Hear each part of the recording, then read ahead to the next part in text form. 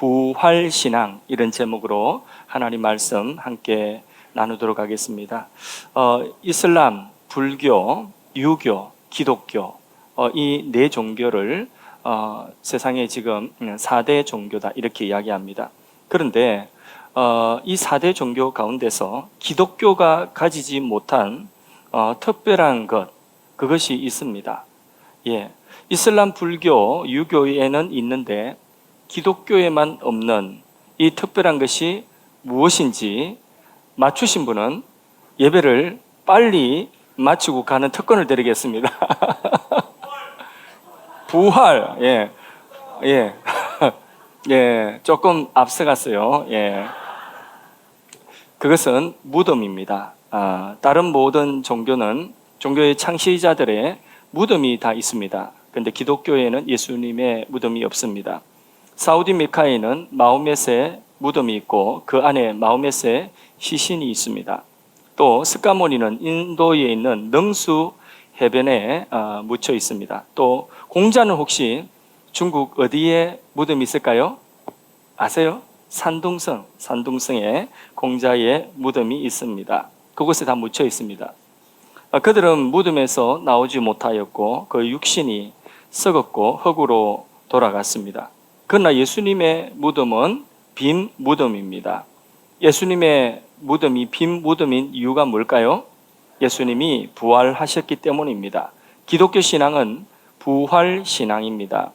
만약 예수님의 십자가의 죽음만이 있다고 한다면, 부활이 없다고 한다면 다른 종교와 다를 바가 없습니다.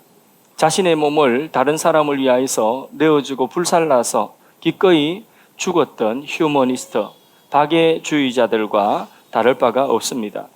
인간의 구원을 할 수 있는 구원자는 될 수가 없습니다.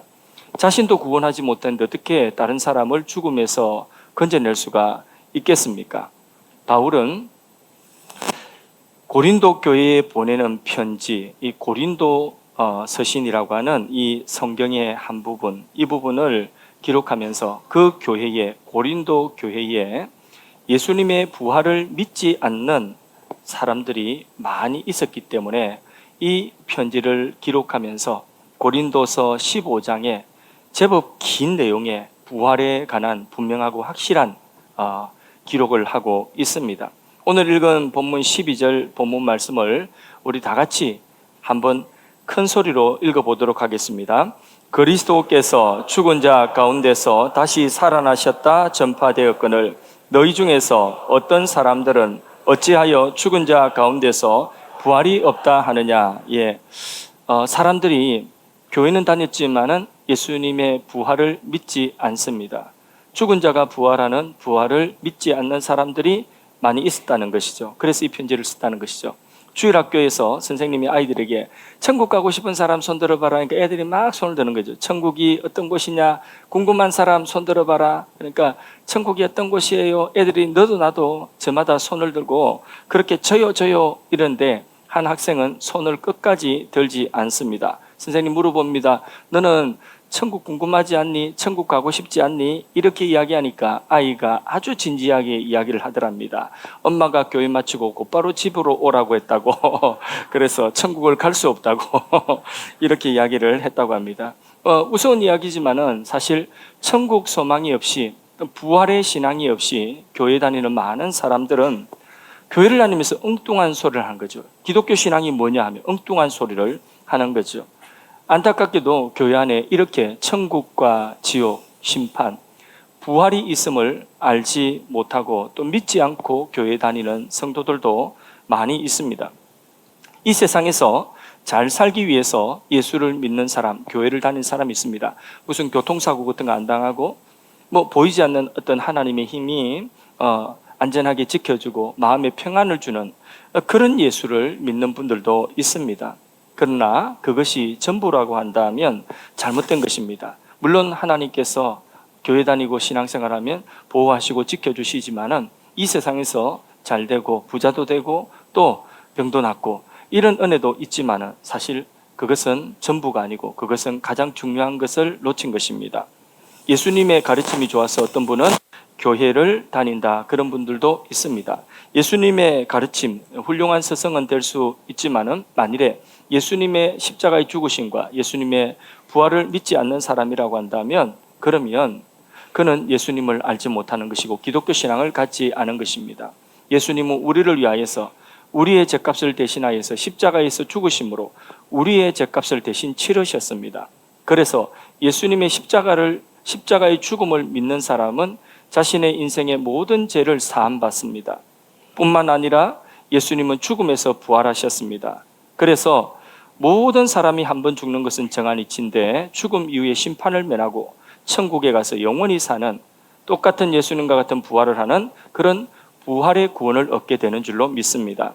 이게 기독교 신앙입니다. 이 기독교 신앙은 부활 신앙이라고 할 수가 있습니다. 그러면 부활 신앙이 무엇인지 방금 다 말씀드렸는데 다시 한번 또박또박 제가 하나씩 다시 짚어드리겠습니다. 첫째, 부활 신앙, 기독교 신앙은 예수님이 죽음에서 부활하셨다는 것을 믿는 것입니다.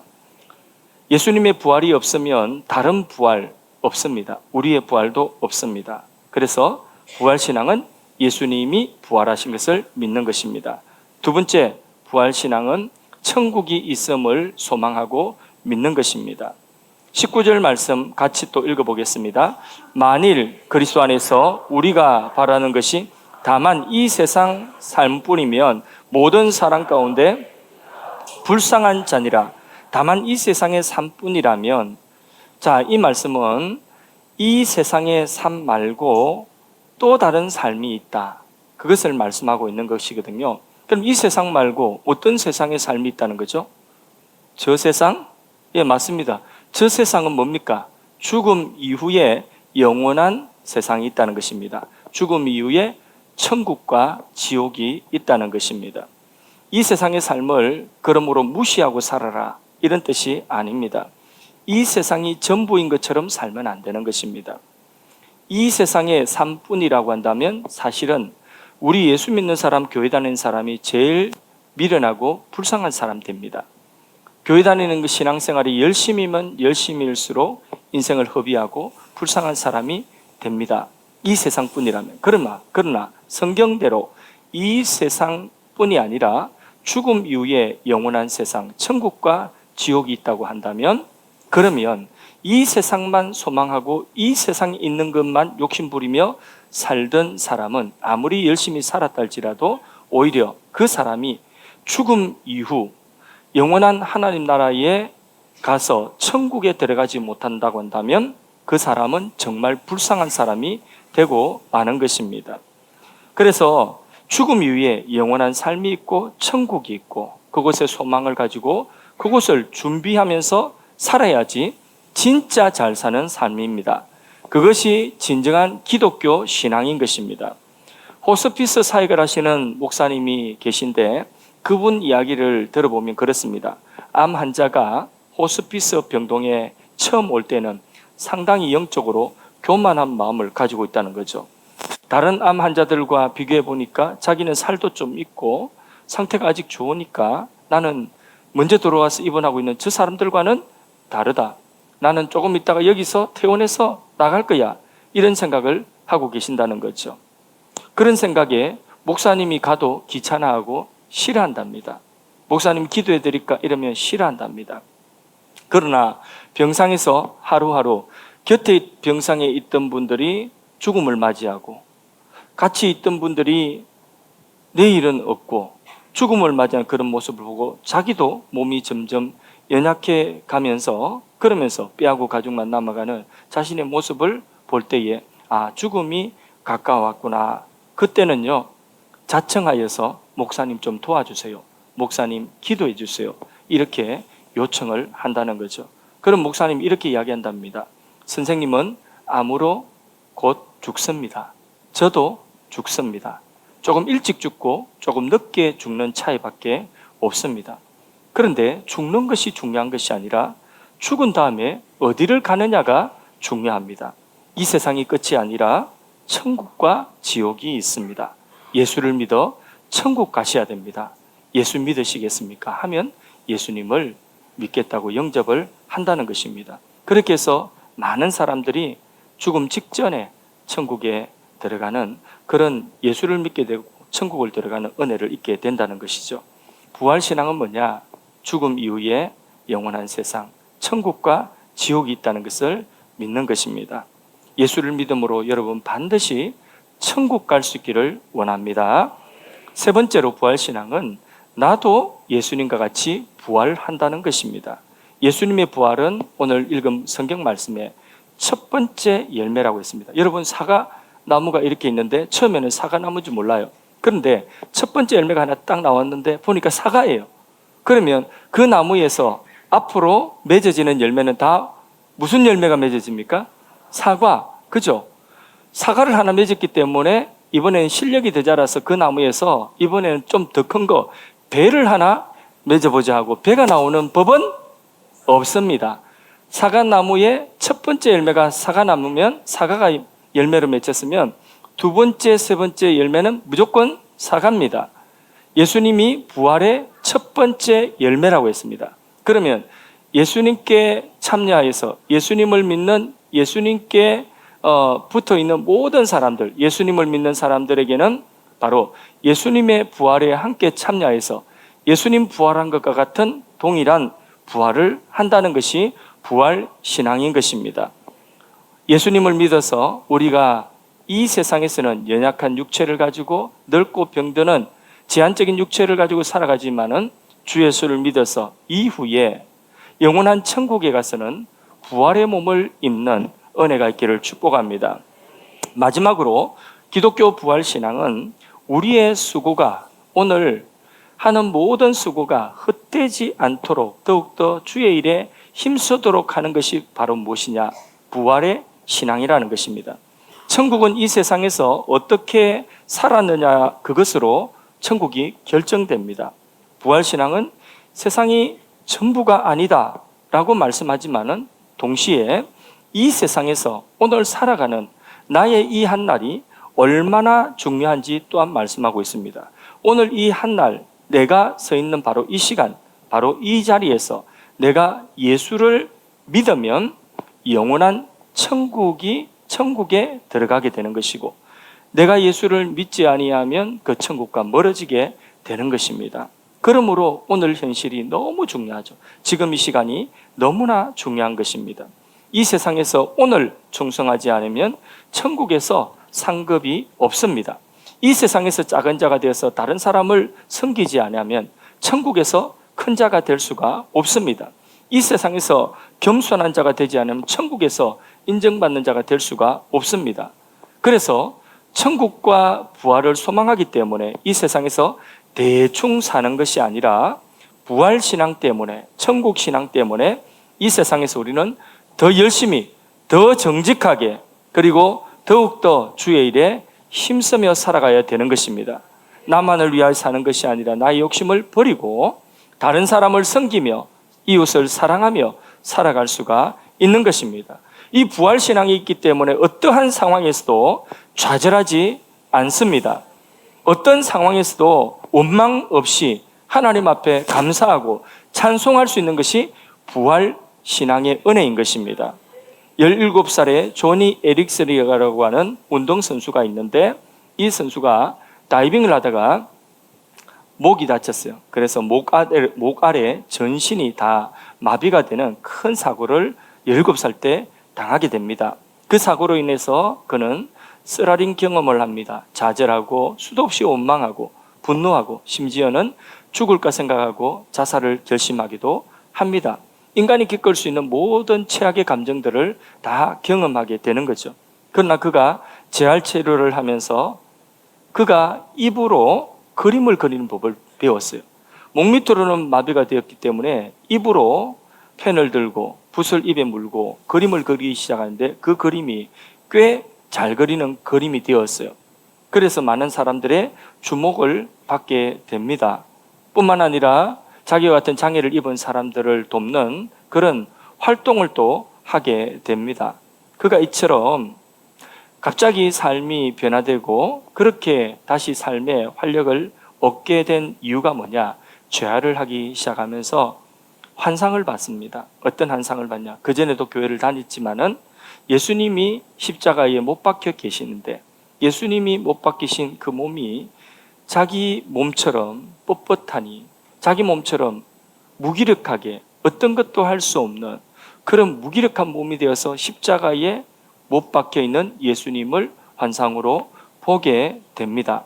그리고는 그의 신앙이 달라지고 성경을 보는 눈이 새롭게 되어져 이전에 보이지 않던 것, 이전에 믿어지지 않던 것들이 보여지고 믿어지는 은혜가 그에게 임한 것입니다. 그에게 있어서 가장 큰 힘이 된 것은 뭐냐 하면 그 어려운 상황을 극복하는 큰 힘은 바로 예수님의 부활이었습니다.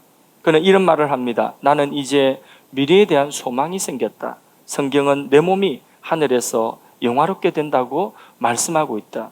나의 근육은 쇠약하고 어깨 아래로 아무런 감각이 없지만 내가 그날에는 가볍고 새틀 같고 눈부신 의의 옷을 입고 춤을 추게 될 것이다. 나는 새로운 몸을 갖게 될 것이다. 부활은 나처럼 척추를 다친 사람에게 또 뇌 손상을 입은 환자에게 혹은 조울증 환자에게 주는 가장 큰 소망이다.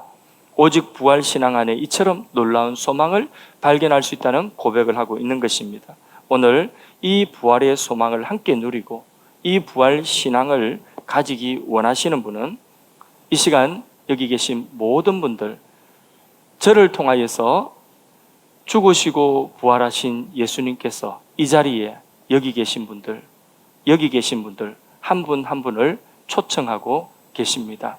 혹시 지금 예수님을 아직 알지 못하고 계신 분이 있다면 오늘 말씀을 들으시고 예수님께서 이 부활신앙 안으로 여러분을 초대하고 계십니다. 부활신앙 안에 들어와서 예수님을 나의 구주 나의 하나님으로 믿기 원하시는 분은 그 자리에 잠깐 눈을 감아 보세요. 그리고 가슴에 손을 얹어 보시고 제가 한번 기도할 테니 저를 따라서 예수님을 내 마음속에 모시고 내 영혼 속에 모시는 기도를 함께 하도록 하겠습니다. 제가 소리내어 기도하면 한마디 한마디 따라서 소리내어서 여러분의 귀에 들릴 정도로 그렇게 소리내어서 따라서 기도하시기 바랍니다. 사랑의 주 예수님, 예수님을 믿기를 원합니다. 지금 제 마음에 들어오셔서 저의 구원자, 저의 하나님이 되어 주세요. 예수님의 이름으로 기도합니다. 아멘. 예, 신앙생활 하다가 혹시 지치신 분이 계시고 또 신앙생활 하다가 이전에는 내가 신앙생활 잘했는데 지금은 하나님과 멀어져 계신 분이 있다면 오늘 사도 바울을 통하여 주신 고린도서의 본문의 말씀을 같이 한 절 읽었으면 좋겠습니다. 결론적으로 부활신앙의 마지막 결론의 말씀인데 58절 한 절 말씀을 화면을 보시고 또박또박 함께 읽으시기를 바랍니다. 그러므로 내 사랑하는 형제들아 견실하며 흔들리지 말고 항상 주의 일에 힘쓰는 자들이 되라. 이는 너희 수고가 주 안에서 헛되지 아니함. 아멘. 예, 한번 기도하겠습니다. 하나님 감사합니다. 부활절 3부 예배에 하나님께 나와서 예배하는 모든 분들 오늘 이 시간에 가슴에 손을 얹고 예수님 내 마음속에 들어오십시오 하고 예수님을 믿고 부활신앙 안에 들어오기를 원하신 모든 분들 하나님을 멀리 떠났고 또 신앙생활 하다가 지치고 힘들어서 신앙의 열정을 다 잃어버린 분들 오늘 주신 이 말씀 다시 부활신앙을 회복하고 기독교의 참신앙을 가질 수 있는 은혜를 다하여 주시옵소서. 부활하셔서 우리 안에 계신 예수님의 이름으로 기도드리옵나이다. 아멘.